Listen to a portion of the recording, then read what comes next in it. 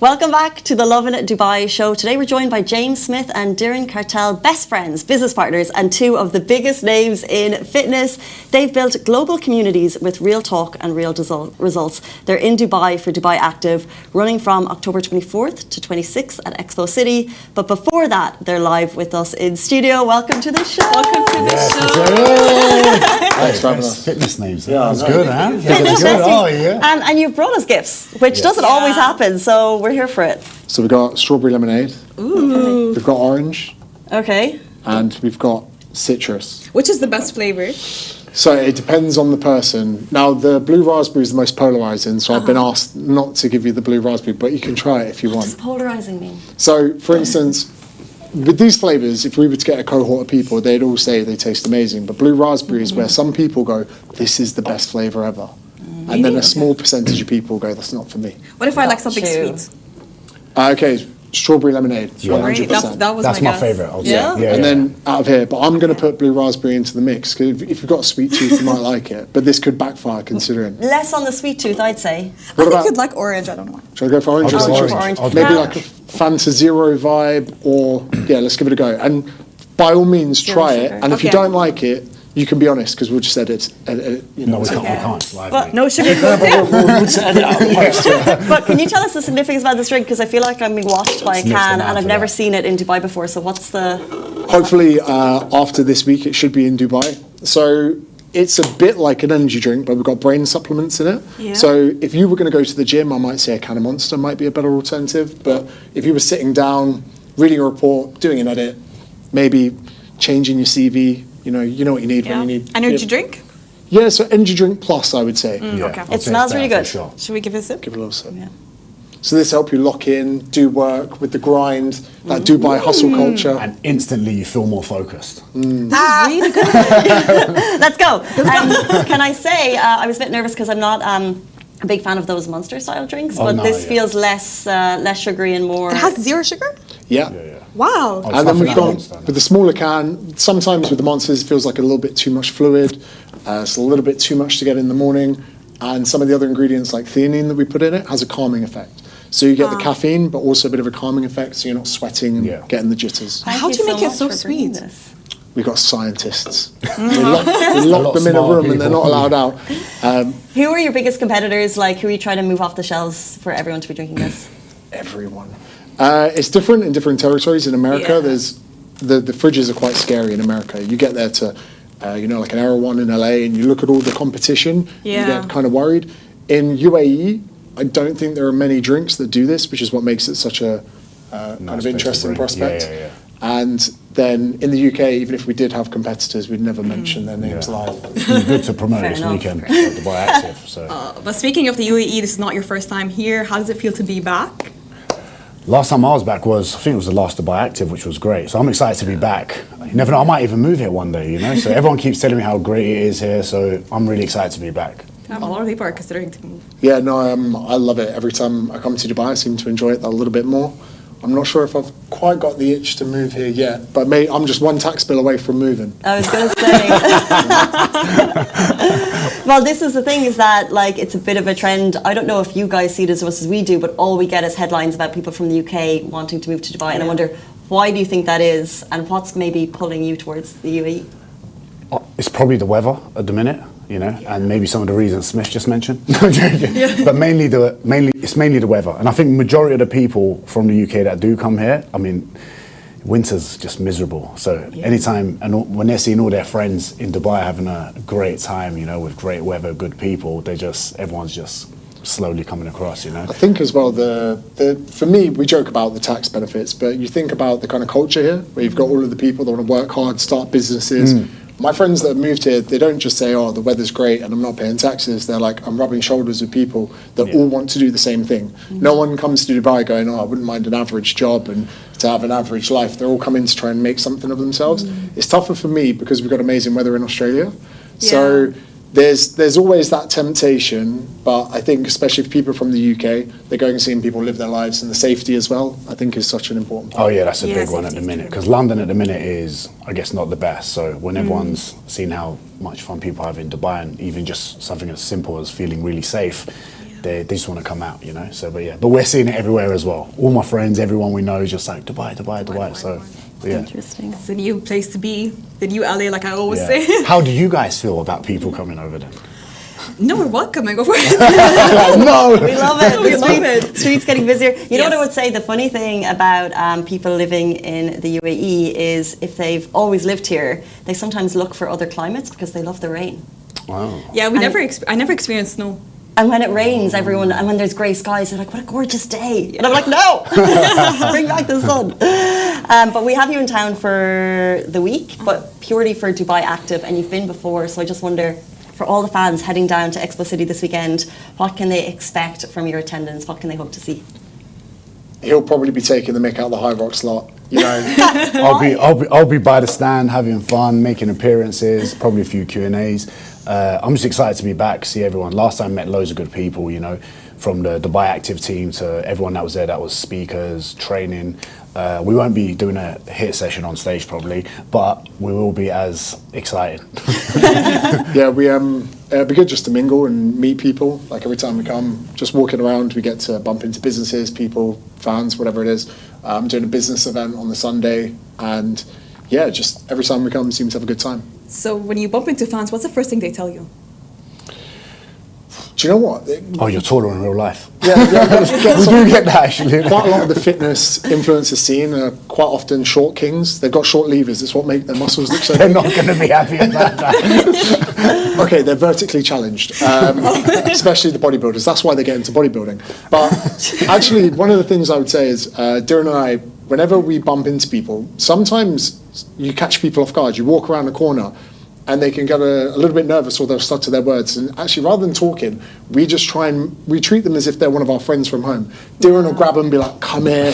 You know, they'll be wearing Nike socks with Adidas trainers. So rather than it being some kind of weird interaction where it's like, hello, I follow you on social media, Diren will be like, what are you doing wearing Nike with Adidas? And they're like, shell shock, I'll get them in a headlock, whatever. So we always seem to have like a good time with Yeah, people. it's always a good time with them, yeah. And so you've both separately built big global communities online, and we've never had your story live here on the show, Diren, so I just wonder, what was your why that pushed you to start?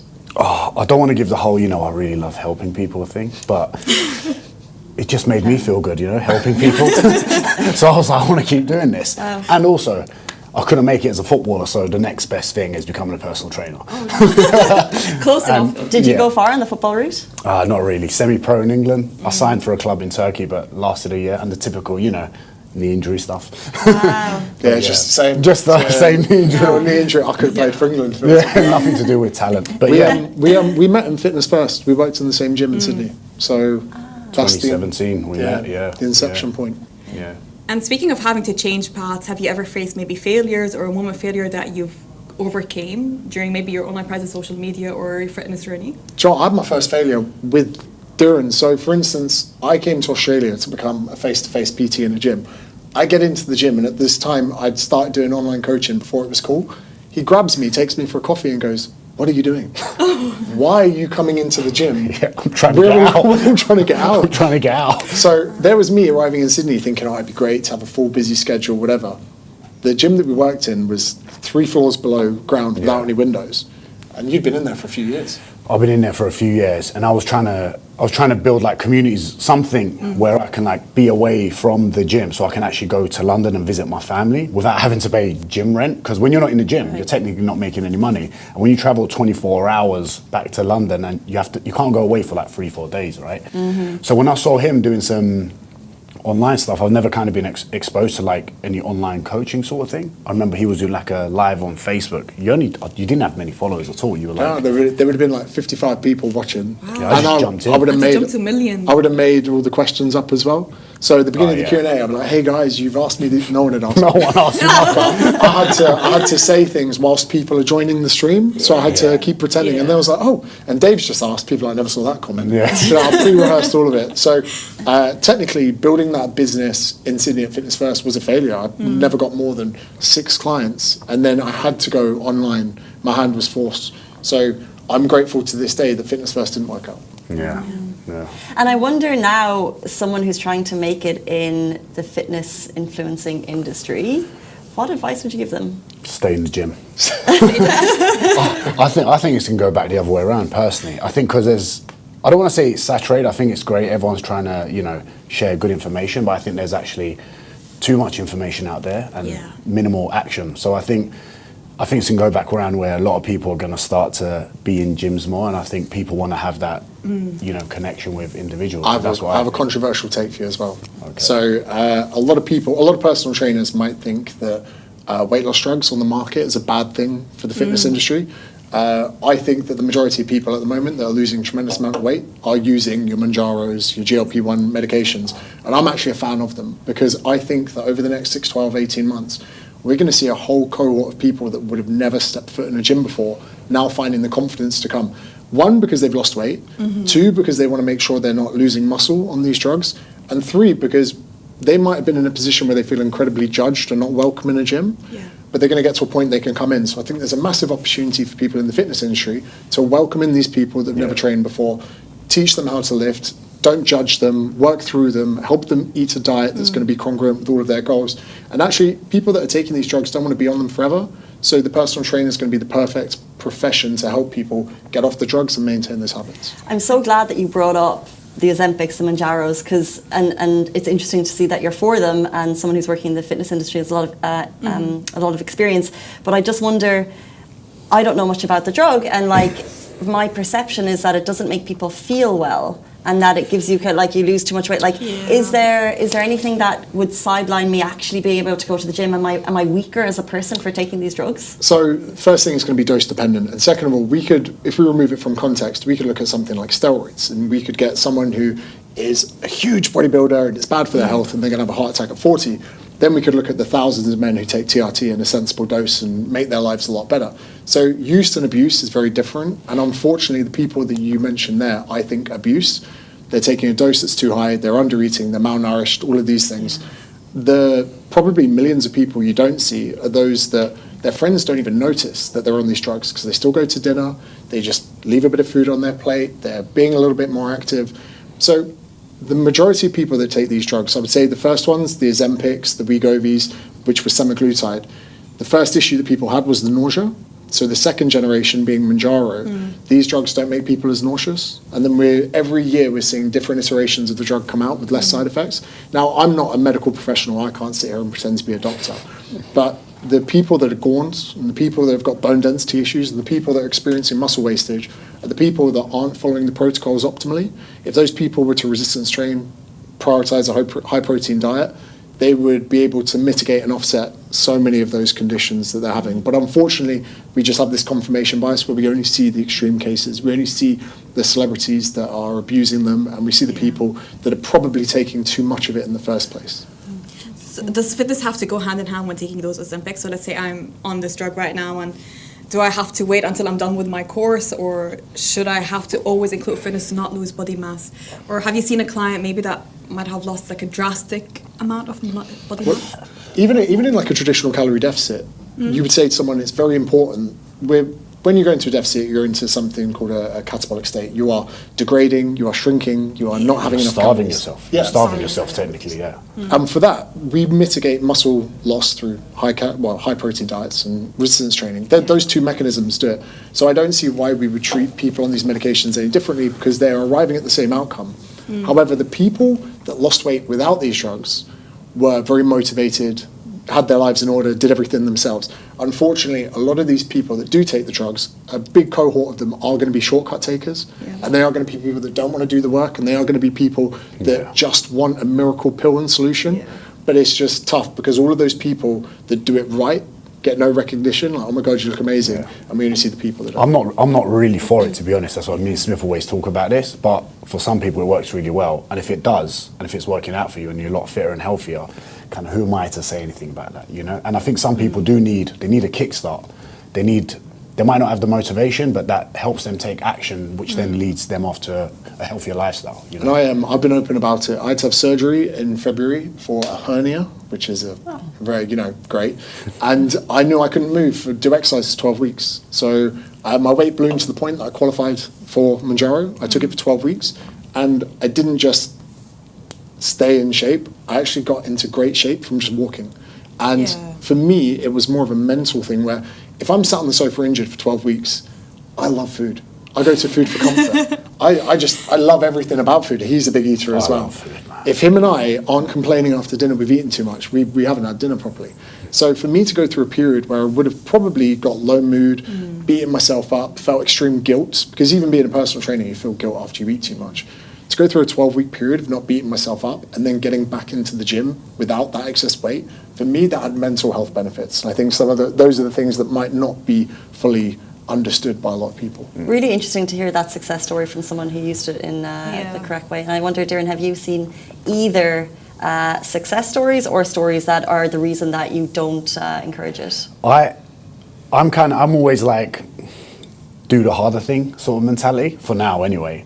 And so I'm not saying Smith's not like that, but he's very much like, does it get the job done? Is it going to be better for this individual? Then yeah. And me, I'm personally, I kind of like not blocked it out, but I haven't even really spoke about it because I don't want to encourage anyone to do it, and I don't want to not encourage anyone to do it. So therefore, anyone that comes to me, I try and convince them to be like, why don't I work with you first? Let's see what we can do, and then potentially leave that till last resort if you really have to. And if you do, I can still be there to help you with your weight training and everything. But personally, I just haven't really pushed. I haven't really spoken about it. I think as well, I could still remember the exact clients that I've had over the years that I failed as a coach.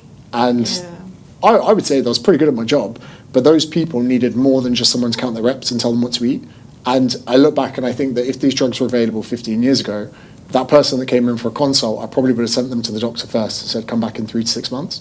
So for me, my open stance with it is often about all those people that I let down. And when you're coaching people that are 40, 50 kilograms overweight, there is some kind of appetite dysregulation. There is some type of maybe trauma or whatever it is that as a personal trainer, it's just out of my remit. So I think that it can be, it's just one of those things that needs nuance, right? And I think that even if you were to look at the side effect profile of these drugs, there are going to be a lot of side effects of carrying 50 kilograms of excess adiposity. So, but it's great that we can both sit here with differing opinions. It doesn't mean either of us are right or wrong. We just have our opinions based on our experiences. And everyone's different. So like one might work for one and one not. Agree. And social media has become such a big part of our lives, and we're always scrolling down and scrolling through those fitness tips, those fitness influencers, those perfect bodies, and those amazing stamina. And do you think social media has helped people maybe have a good relationship with fitness, or maybe they felt a bit more self-insecure? I think people need to be really cautious about who they follow and what they follow and how much time they actually spend on there. I think that's one of the most important things. I think it was a really good start where everyone was kind of, giving out, like I said earlier, about a lot of information, which is great. Really basic things people didn't know, which is now everywhere. Now everyone knows everything, but no one's really taking action on everything, So sometimes watching those things is like, almost like they get a dopamine hit, like, oh, I feel like I've done this now, sort of thing, instead of actually doing the thing. You know the feeling I'm talking about, right? Where you're like, you got an idea. Yeah, that's saved it, I saved it, I'm going to do it later. But there's zero action. So I think, depending on who they follow and how much they interact with us and how much action they take, it can be very, very, very positive. But it can also be slowly going to the negative side, I think, slowly, but then it might get better again, I think one of the tough things as well, for me, the biggest issue I see in the whole thing is transparency. Because if we take a third person here who could be a typical fitness influencer, and he or she has 2 paths, she can take or he can take drugs to make their physique look better, whether it's the weight loss drugs and steroids. If they lie about it, that will benefit their fitness business.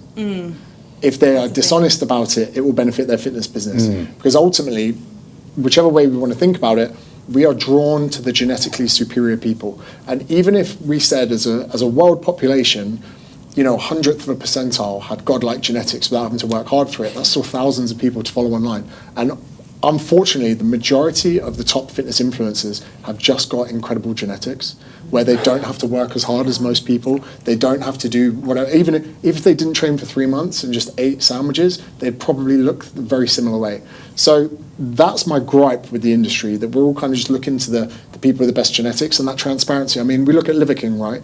When I called out Liver King... What's Liver King?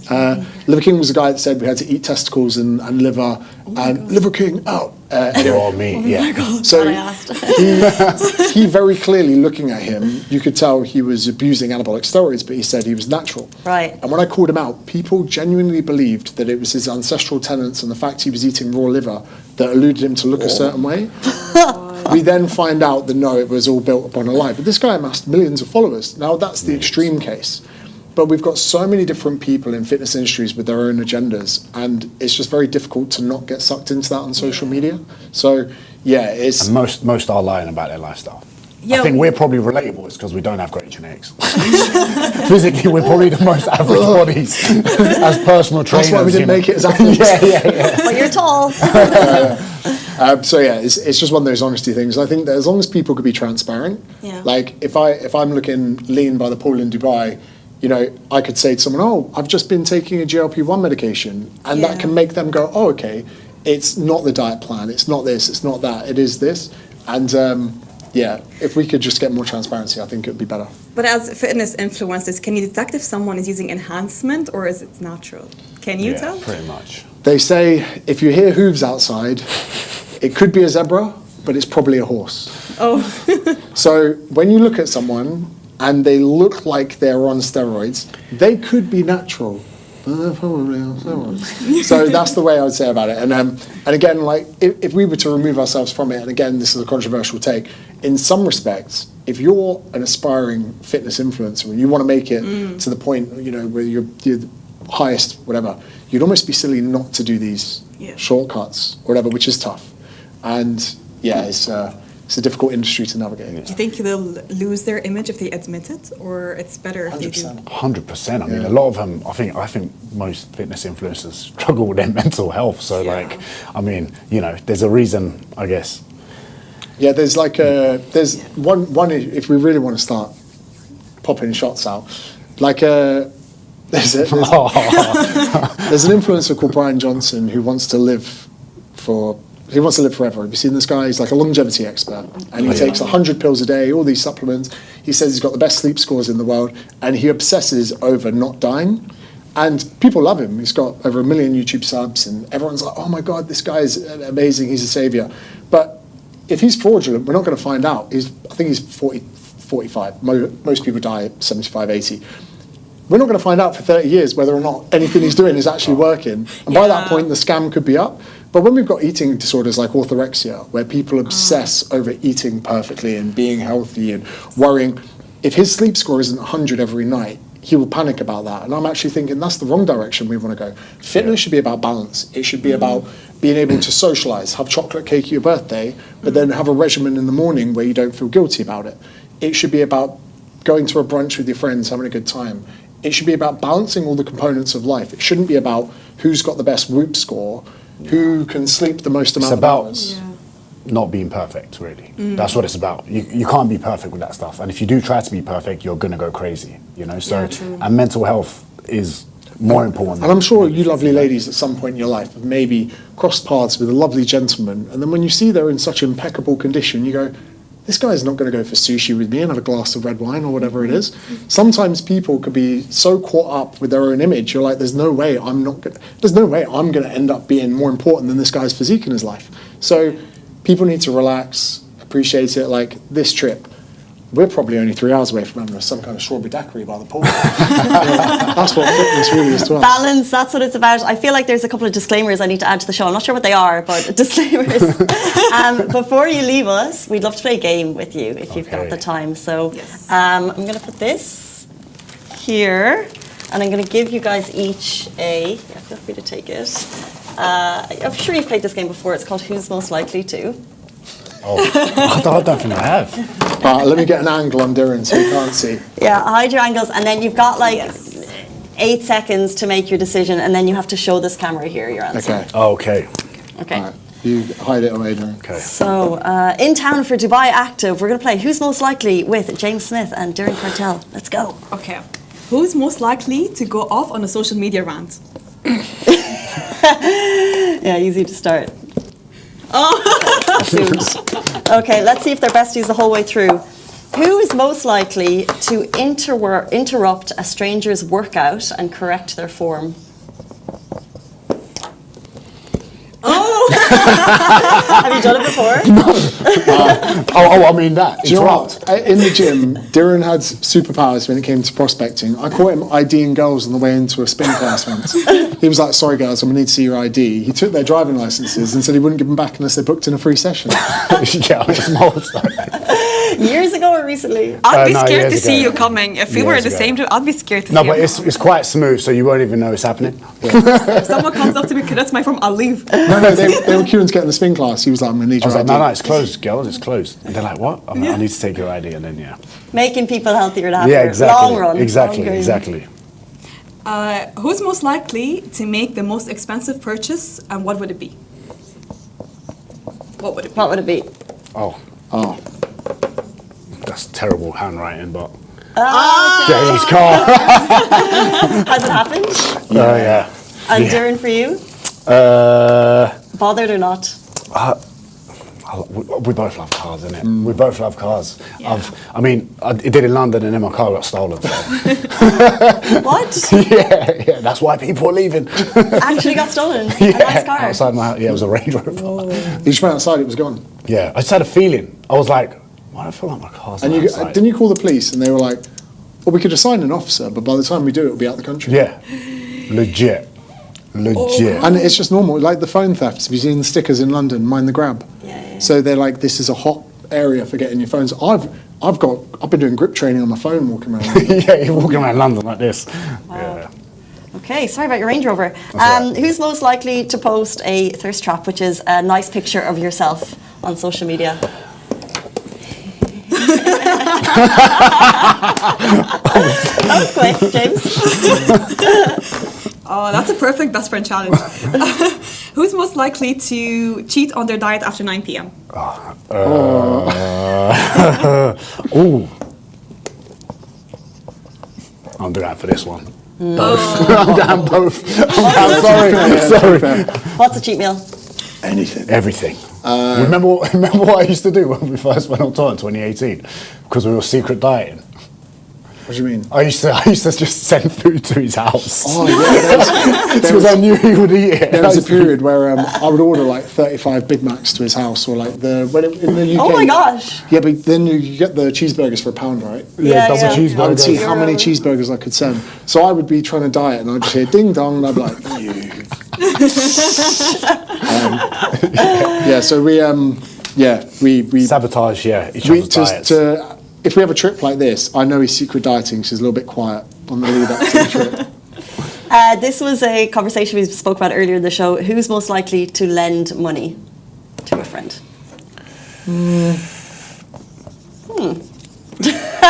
I'm going to say James because he has more. Guys,